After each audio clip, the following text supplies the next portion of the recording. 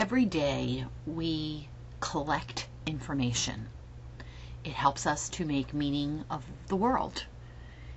When our students are looking at information, content, consuming vast quantities of information, sometimes it can be, shall we say, a bit overwhelming. One of the ways to help with that is by using an RSS reader. An RSS reader allows you to determine exactly what you want to read, what the topics are, what the sources are, and collect them all in one location.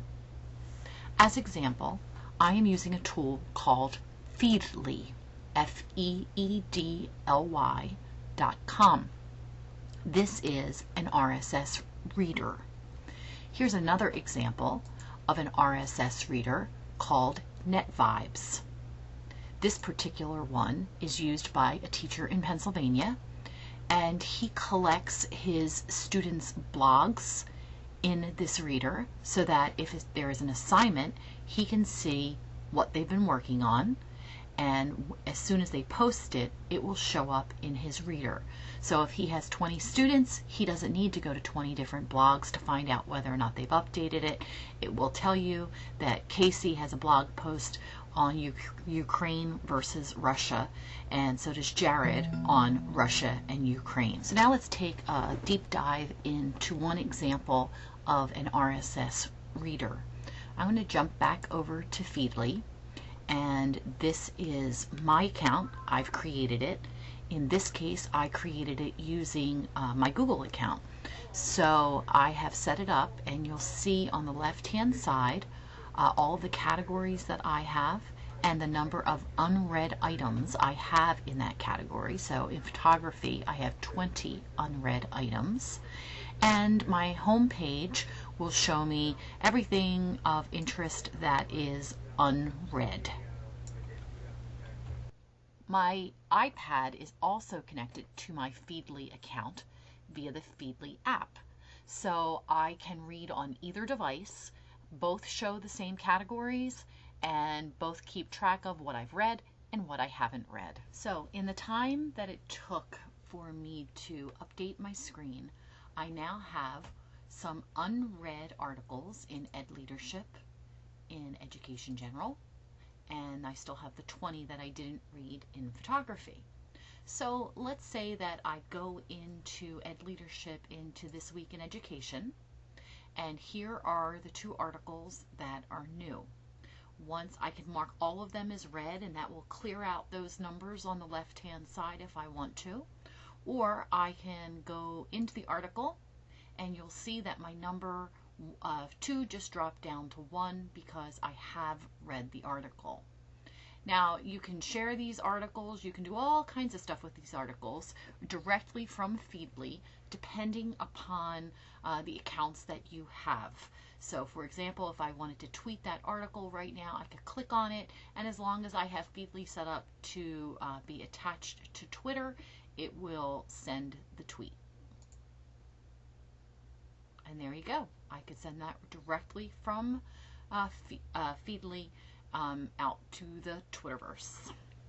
As you can see, you're also able to look at your RSS feeds right in your email program. So for example, I have Outlook, Microsoft Outlook running, and I have some RSS feeds from Ellen Eisenberg's blog, Culture of Coaching.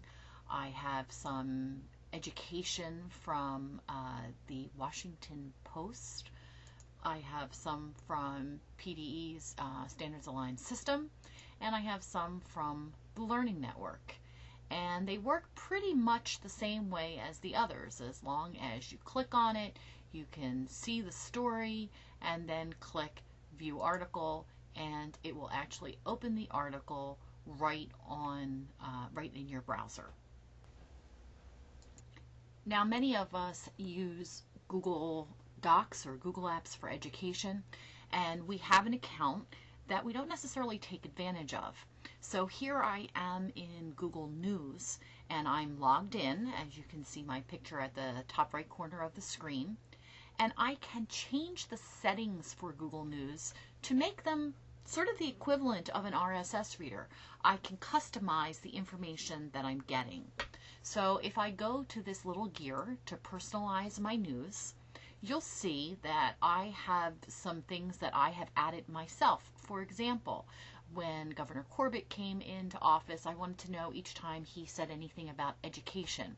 So I added that to my list, and I bumped it up so that it rises to the top of my news.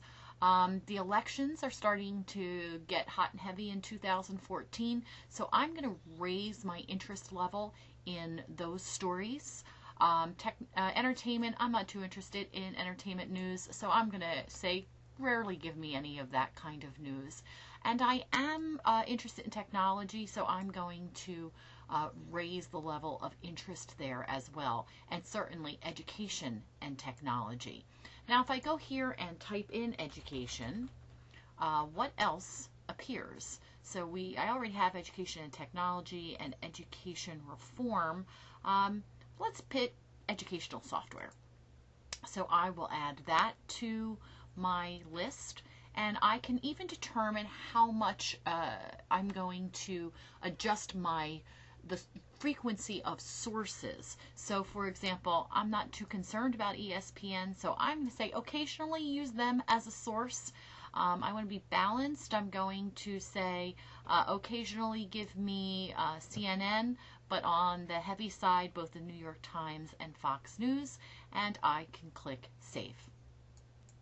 And now when I go to get my news, I will tend to get articles that come from those news sources, and you'll see down the bottom here there's education technology, educational software just got added. So now it will bring those kinds of articles to me directly into my Google News, no matter where I am, as long as I am logged in to my account.